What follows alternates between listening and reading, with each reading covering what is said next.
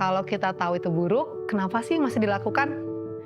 Dan yang lebih jujur lagi, pernah nggak sih kamu tuh merasa bahwa ini tuh salah gitu, tapi kamu tetap melakukannya? Nah, tenang, kalau iya, kamu nggak sendirian. Dan ini tuh bukan sekedar soal kurang niat atau kurang disiplin. Ada proses psikologis yang cukup kompleks di balik itu. Mari kita mulai dari cara bagaimana otak kita bekerja. Secara sederhana, ada dua sistem yang sering tarik-menarik. Yang pertama adalah limbic system, yaitu bagian otak yang mengatur emosi dan dorongan yang sifatnya instan. Ini tuh membuat kita pingin sesuatu sekarang juga, cepat, nyaman, tanpa banyak mikir. Yang kedua, ada bagian namanya prefrontal cortex, yaitu dia itu berhubungan dengan logika, perencanaan, dan konsekuensi jangka panjang.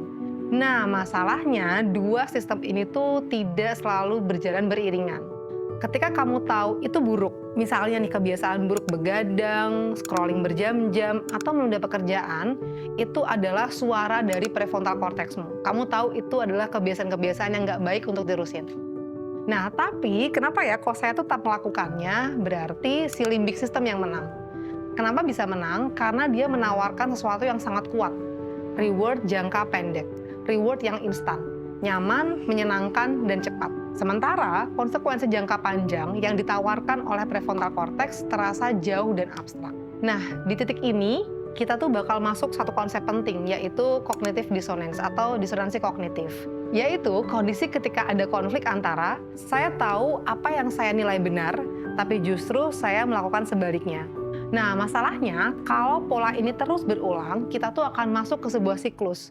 Kita akan melakukan, kemudian merasa bersalah, tapi kita membenarkan, melakukan lagi, merasa bersalah lagi, dan itu terus berputar-putar-putar terus. Dan lama-lama, ada dua hal yang sangat mungkin terjadi. Yang pertama, kita kehilangan kepekaan terhadap diri kita, apa yang kita yakini dan apa yang kita lakukan akan semakin jauh. Dan yang kedua, kita mulai merasa frustasi terhadap diri sendiri. Seolah-olah, kenapa ya kok saya tuh begini terus? Kenapa ya saya mengulang terus kesalahan ini? Padahal ini tuh bukan soal kemauan, tapi soal sistem yang terus diperkuat. Gimana cara mengatasinya? Jadi yang pertama, sadari bahwa ada konflik itu. Ada konflik antara apa yang kamu nilai benar dan apa yang kamu lakukan, yang sebaliknya itu, tanpa langsung kamu menutupinya. Jadi saat kamu mau melakukan sesuatu yang bertentangan dengan nilai kamu, coba untuk pause dulu. Misalnya kamu tahu bahwa saat itu ada deadline tugas atau pekerjaan, tapi rasanya kamu pingin scrolling aja nih gitu.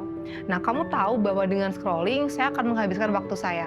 So, ketika kamu mau scrolling, coba pause dulu. Bukan untuk menghakimi dirimu, bukan untuk menyalahkan dirimu, tapi untuk menyadari bahwa oke, ada konflik di sini. Saya tahu saya harus mengerjakan tugas, tapi saya kepingin scrolling, gitu. Dan yang kedua, coba tanyakan dengan jujur. Saya mau mengubah perilaku saya, atau saya sedang mencari pembenaran? Pertanyaannya sederhana, tapi hopefully ini sangat powerful. Kamu akan menyadari bahwa ternyata yang pingin sekali saya lakukan sekarang itu bukanlah sesuatu yang akan membawa saya ke tujuan saya. Dan yang ketiga, coba ubah lingkungannya, bukan hanya niat. Karena kalau hanya mengubah niat, limbic system tuh akan terus menang. Jadi misalnya teman-teman mau cepat mengerjakan tugas atau skripsi seperti itu, berkumpullah dengan teman-teman yang juga punya semangat serupa. Karena kalau kumpulnya sama teman-teman yang tidak bersemangat, teman-teman yang nongkrong-nongkrong terus atau cuma main, maka kita juga akan ngikut gitu ke sana. Jadi beberapa cara praktisnya adalah kurangi akses ke perilaku buruk. Misalnya nih, teman-teman tahu bahwa saya tuh mudah banget terdistraksi sama notifikasi. Oke, berarti saat mengerjakan tugas, saya akan sementara mematikan notifikasi saya. Yang kedua, tambahkan friction. Misalnya nih, teman-teman pingin memulai hidup sehat. Tapi kenapa ya kok saya tuh gampang banget untuk makan gorengan terus gitu kan?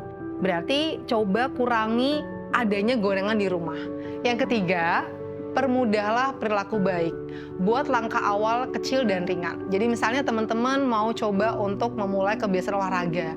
Nah, jadi siapin baju olahraganya, sepatunya itu ketika malamnya. Jadi ketika pagi tinggal ambil gitu. Teman-teman nggak perlu ada alasan, aduh aku malas banget nih untuk nyari bajunya, kayak gitu.